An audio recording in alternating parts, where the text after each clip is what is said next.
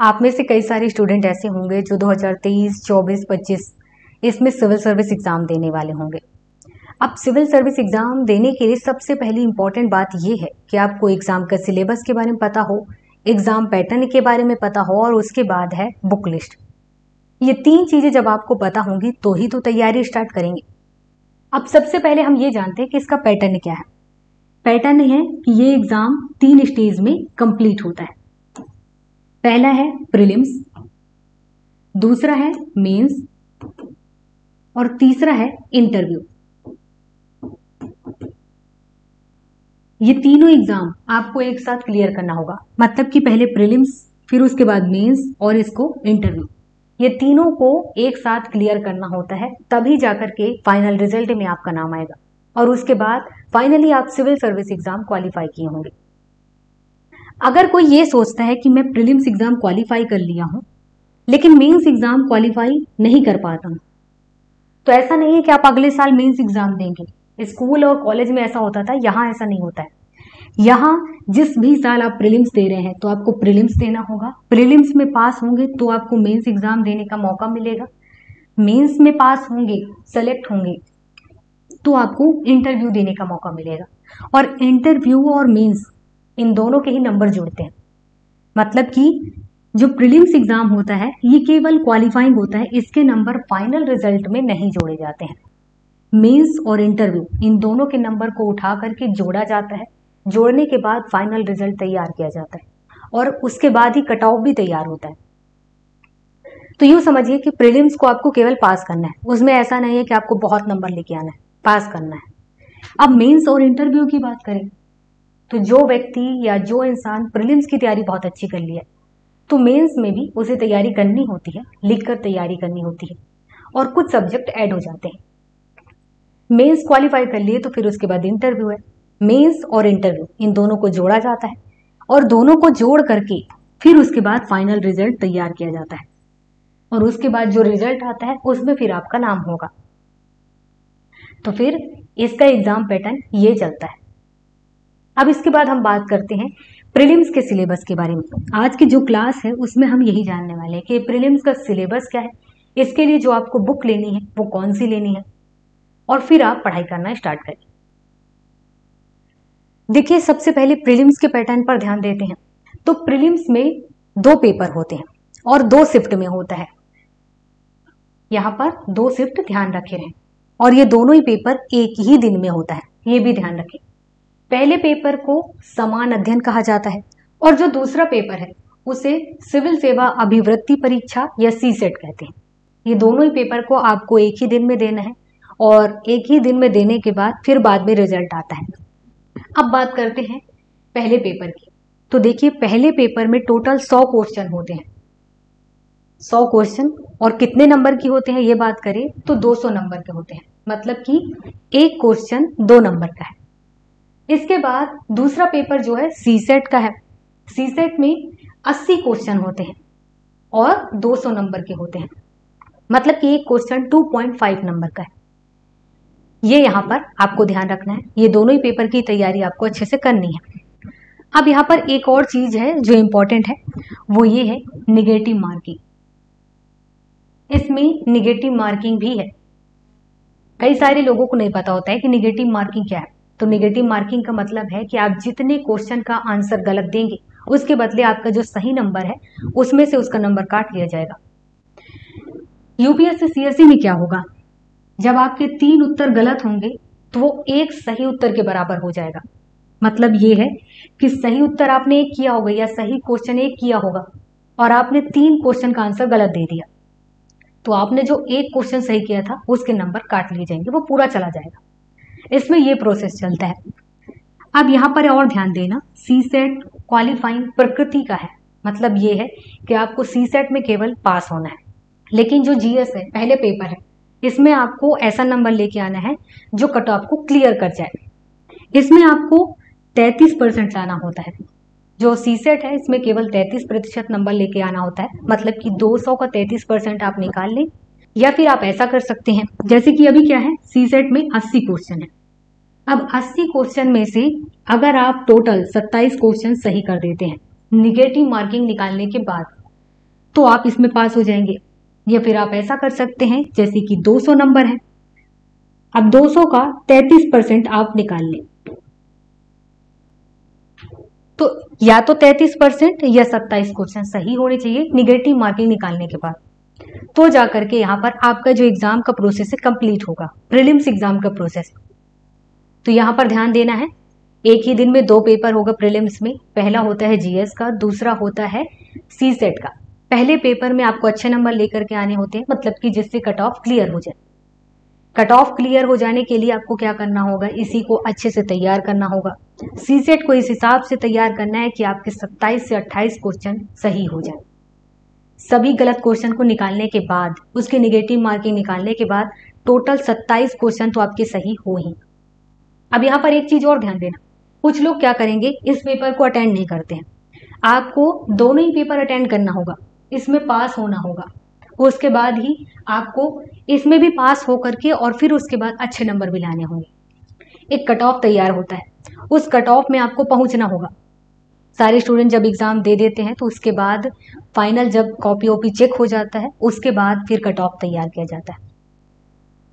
और पिछले साल के कट ऑफ को देखते हुए अपने आप को, या यूं कहो कि अपना टारगेट बना के रखिए कि इसे तो क्लियर करना है, और पिछले 3-4 साल का कट ऑफ जरूर देखें, तो पता चलता है कि आपके अपने कैटेगरी के हिसाब से आपको कितने नंबर लेकर के आने हैं, कितने क्वेश्चन सही करना है, और उसी को टारगेट बना करके फिर आप तैयारी भी शुरू करें। अब हम बात करते हैं प्रीलिम्स के सिलेबस के बारे में। प्रीलिम्स के सिलेबस में सबसे पहले बात करने वाले हैं हम सामान्य अध्ययन के बारे में, मतलब कि पहले पेपर के बारे में। पहले पेपर की जब आप तैयारी करेंगे तो उसमें कौन कौन से सब्जेक्ट हैं जिस पर आपको स्पेशली ध्यान देना है, किन किन टॉपिक्स पर ध्यान देना है। देखिए, सबसे पहला है राष्ट्रीय और अंतरराष्ट्रीय महत्व की समसामयिक घटनाएं, मतलब कि नेशनल लेवल पर और इंटरनेशनल लेवल पर, ये दोनों ही स्तर पर क्या करना है, आपको करंट अफेयर को पढ़ना है। करंट अफेयर पर अपनी जो नजर है बनाए रखना है, न्यूज़पेपर पढ़ते रहना है। इसके बाद भारत का इतिहास और भारतीय राष्ट्रीय आंदोलन, यहां पर इतना लिखा हुआ है पर इसका मतलब केवल इतना ही नहीं है, इसका मतलब है कि आपको हिस्ट्री से रिलेटेड पूरी जानकारी हो। हिस्ट्री में मतलब ancient history, medieval history, modern history, आधुनिक भारत, मध्यकालीन भारत, प्राचीन भारत, ये तीनों के बारे में आपको जानकारी होनी चाहिए।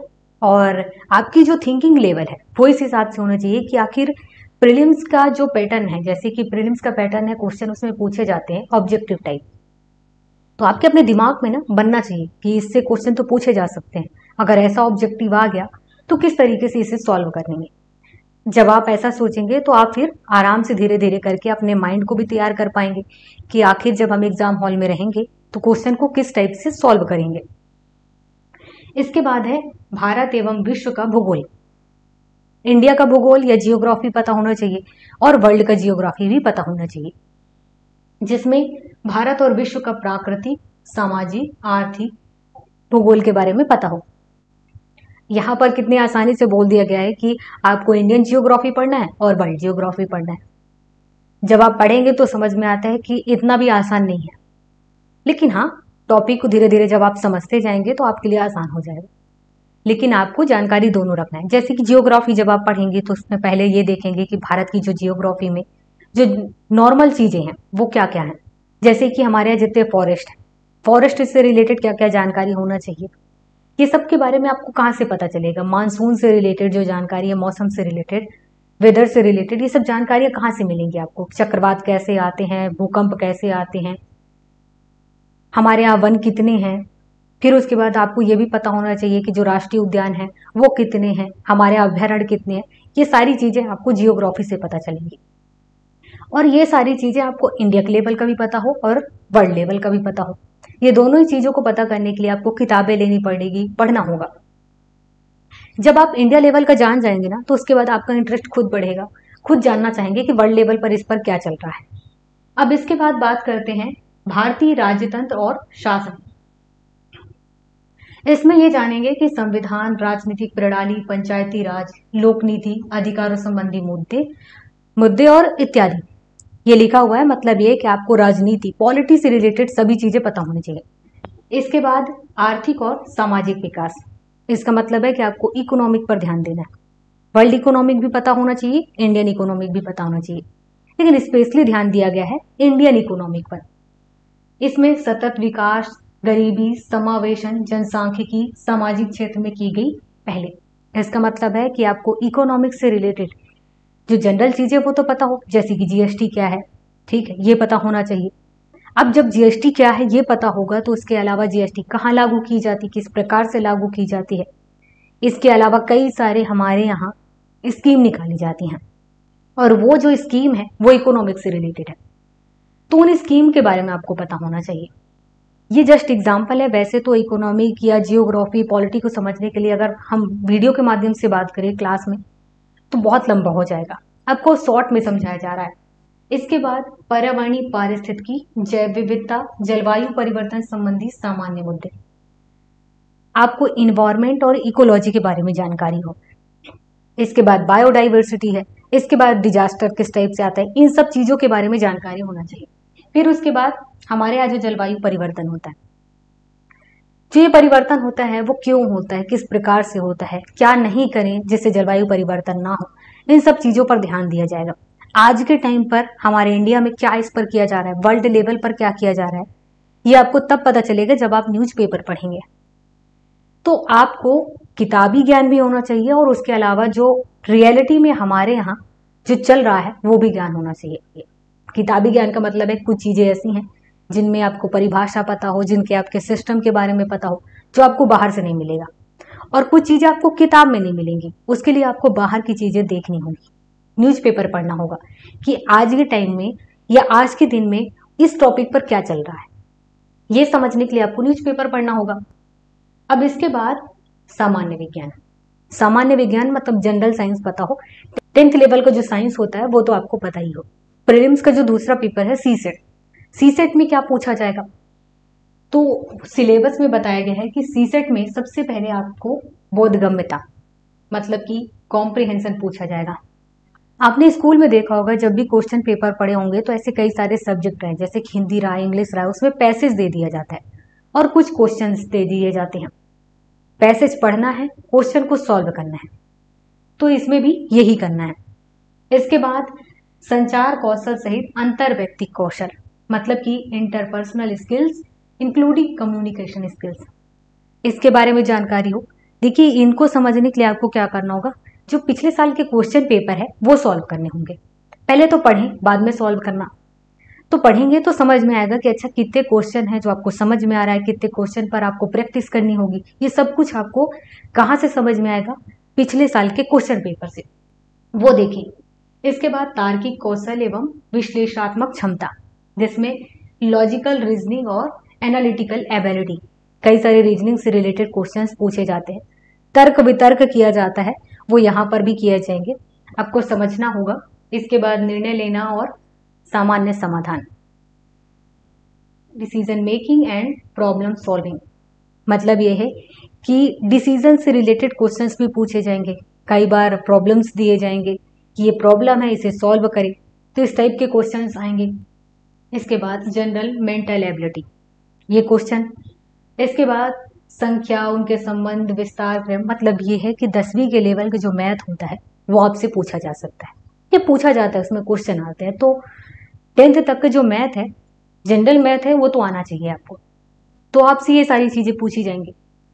अगर मोटे शब्दों में हम बात करें तो आपसे रीजनिंग पूछा जाएगा, मैथ पूछा जाएगा, कॉम्प्रिहेंशन पूछा जाएगा, और इन्हीं से रिलेटेड क्वेश्चन पूछे जाते हैं और आपको ये तैयार होना चाहिए। अब यहाँ पर हमारे दोनों पेपर के जो सिलेबस थे वो कंप्लीट हो गए। देखिए हमने सिलेबस के बारे में बात कर लिया, अब बात करते हैं बुक के बारे में। आपको ये तो पता चल गया कि आपसे हिस्ट्री पूछा जाएगा, जियोग्राफी, इंडियन पॉलिटी पूछा जाएगा, इसके अलावा इकोनॉमिक, इंटरनेशनल रिलेशंस पूछे जाएंगे, साइंस, इन्वायरमेंट, सीसेट, इसके बारे में पूछा जाएगा प्रीलिम्स में। बट इसकी तैयारी कैसे की जाए, सबसे पहला सवाल तो यही आता है। सबसे पहले हिस्ट्री में कितने सारे पार्ट्स हैं वो पता होना चाहिए। हमने बात किया, फिर से बात करते हैं, एंशिएंट, मिडाइवल, मॉडर्न हिस्ट्री। इसके अलावा हिस्ट्री में एक और पार्ट आता है इंडियन आर्ट एंड कल्चर, ये पूछा जाता है एग्जाम में, प्रीलिम्स में खास तौर पर पूछा जाता है। Geography, Indian polity, economic, IR, इनकी तैयारी के लिए आपको बुक लेना होगा। कुछ चीजें हैं जो आपके पास अभी अवेलेबल होंगे, कुछ चीजें आपको लेनी होंगी। इसी पर बात करते हैं। तो सबसे पहले आप बुक पर ध्यान देते हैं। देखिए, जब आप हिस्ट्री पढ़ेंगे तो हिस्ट्री पढ़ने के लिए आपको सबसे पहले NCERT उठानी होगी। 6 क्लास से लेकर के 12th तक की जो NCERT है हिस्ट्री से रिलेटेड, उसे उठाएं और पढ़ें। इसमें 2 इंपॉर्टेंट चीजें हैं। एक तो इसका लैंग्वेज जो है वो आपको आसानी से समझ में आएगा, इंटरेस्ट बढ़ेगा। और दूसरी इंपॉर्टेंट चीज ये है कि कई बार ऐसा हुआ है कि जो UPSC CSE है वो डायरेक्ट NCERT से क्वेश्चन पूछ लिया है, तो ये दोनों चीजों के लिए भी जरूरी है। और तीसरी चीज ये भी है कि जब आप हिस्ट्री से रिलेटेड कुछ नॉर्मल जानकारियां जब आपको पता होगा तो फिर आप एक अच्छे राइटर की बुक लें। अब अच्छे राइटर की बुक की हमने बात किया। देखिए, विपिन चंद्र की जो बुक है वो एंशिएंट, मिडाइवल, मॉडर्न, ये तीनों ही लेवल के आती है। मतलब ये कि ancient history, medieval history, modern history, ये तीनों ही आप विपिन चंद्र की ले सकते हैं। इसके अलावा मॉडर्न की स्पेक्ट्रम भी आती है, चाहे तो ले सकते हैं। और इसके बाद इंडियन आर्ट एंड कल्चर, इसकी तैयारी के लिए आप नितिन सिंघानिया की एक बुक आती है इंडियन आर्ट एंड कल्चर के नाम पर, उसे ले सकते हैं। यहाँ पर एक चीज बता दूं, ये सभी जो बुक बताई जाएंगी वो हिंदी मीडियम और इंग्लिश मीडियम दोनों में अवेलेबल है।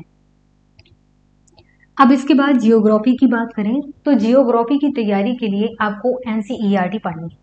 6 क्लास से 12th तक की जितने भी जियोग्राफी के जो बुक्स हैं उनको आप आराम से अच्छे से पढ़ लें, समझ लें।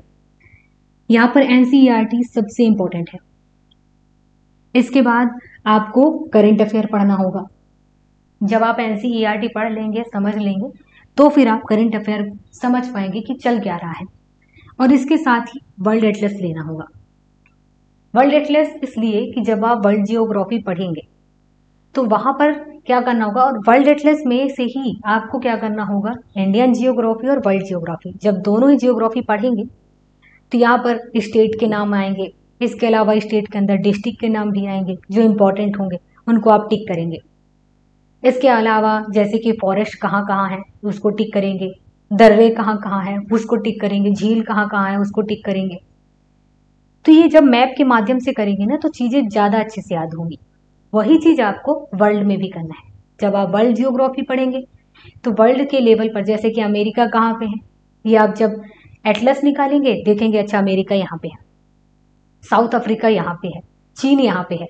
फिर वहां पर जो वर्ल्ड एटलस है उसमें ये भी देख पाएंगे कि अच्छा चीन में जो इंपॉर्टेंट नदियां हैं वो कौन कौन सी हैं, अमेरिका में इंपॉर्टेंट नदियां कौन कौन सी हैं, ये ध्यान दे पाएंगे। तो ये एटलस से हो पाएगा। इसे आप रट नहीं सकते हैं, ये आपकी प्रैक्टिस से आएगा। इसके बाद इंडियन पॉलिटी को पढ़ने के लिए आप NCERT फॉलो करें। पहले NCERT पढ़ें 6 क्लास से 12th तक की। जब उसे आप समझ जाएंगे तो उसके बाद आपको लक्ष्मीकांत, ये अच्छे राइटर की बुक है, इसमें लगभग प्रीलिम्स मेंस दोनों की चीजें कंप्लीट हो जाती हैं। इसके बाद करंट न्यूज इसलिए लिखा गया है कि आपको करंट अफेयर तो पढ़ना ही है, क्योंकि आज के टाइम पर जो सिविल सर्विस एग्जाम के प्रीलिम्स में पूछा जाता है वो हर एक चीज कहीं ना कहीं आज के टाइम पर क्या घटना चल रही है उससे रिलेट करके पूछा जाता है, और उसी को ध्यान में रखते हुए आपको एग्जाम की तैयारी करनी है। इकोनॉमिक, इसकी तैयारी के लिए सबसे पहले आपको NCERT पढ़नी है। NCERT 9th एंड 10th की NCERT पढ़ लें, उससे चीजें क्लियर हो जाएंगी। और उसके अलावा नितिन सिंघानिया की एक बुक आती है भारतीय अर्थव्यवस्था के नाम पे, तो आप उसे ले लें। और फिर करेंट अफेयर तो आपको डेली पढ़ना ही पढ़ना है। इसके बाद इंटरनेशनल रिलेशंस, जब आप पॉलिटी को समझ लेंगे तो उसके बाद इंटरनेशनल रिलेशंस को भी समझने लग जाएंगे। इसके लिए आपको करंट अफेयर पढ़ना होगा, और किसी अच्छे कोचिंग इंस्टीट्यूट की कोई मैगजीन अगर लेना चाहे तो ले सकते हैं, नहीं तो ऑनलाइन ही कई सारे जो वेबसाइट हैं, कोचिंग वेबसाइट्स हैं, वो अच्छे से आपको जानकारी दे सकते हैं। ठीक है, लेकिन करंट अफेयर तो पढ़े ही पढ़े, करंट अफेयर से आपका IR क्लियर हो जाएगा। इसके बाद साइंस है, जिसके लिए आपको कोई बुक लेने की जरूरत नहीं है। NCERT की बुक हो या फिर आप कोई ऐप डाउनलोड कर लें, तो NCERT आप पढ़ें। 6 क्लास से 12th तक की NCERT है उसे अच्छे से पढ़ें, आपका यहाँ पर से कंप्लीट हो जाएगा। इसके बाद करंट न्यूज, मतलब कि करंट अफेयर आपको पढ़ना है। अब इसके बाद इन्वायरमेंट की बात करें तो यहाँ पर भी आपको NCERT पढ़नी है और करंट अफेयर। इन्वायरमेंट क्या है, कैसे है, किस टाइप से वर्क कर रहा होता है, इन्वायरमेंट में कौन कौन सी टॉपिक है, यहाँ पर ये ध्यान देना है। इसके बाद सीसेट की बात करें, सीसेट के सिलेबस के बारे में तो हम बात कर लिए हैं। पुराने ईयर्स के जो पेपर हैं उनको देखना है, इस पर भी बात कर ली है। अब बात आती है उन स्टूडेंट्स के बारे में जिनकी मैथ या रीजनिंग कमजोर है, तो वो क्या करें। देखिए आज के टाइम पर यूट्यूब पर काफ़ी सारे जो टीचर्स हैं, कई सारे स्टूडेंट हैं जिनके अपनी रीजनिंग या मैथ बहुत ही स्ट्रांग है, वो खुद पढ़ाते हैं। तो आप सॉल्व करेंगे प्रीवियस ईयर के क्वेश्चन पेपर तो आपको समझ में आएगा कि कौन कौन से टॉपिक हैं या मैथ के कौन कौन से टॉपिक हैं जो समझ में नहीं आता। और यूट्यूब के माध्यम से आप पढ़ लें, आपको पैसे भी खर्च नहीं करने होंगे और आप घर बैठे तैयारी कर पाएंगे। वही एक बहुत ही आसान माध्यम है। देखिए कोई भी एग्जाम हो, अगर आप तैयारी कर रहे हैं तो केवल एक बार पढ़ के छोड़ देंगे तो कुछ नहीं होगा, बार बार रिवीजन करना होगा, प्रैक्टिस करना होगा, तब जाकर के उस एग्जाम में आपको सफलता मिलेगी।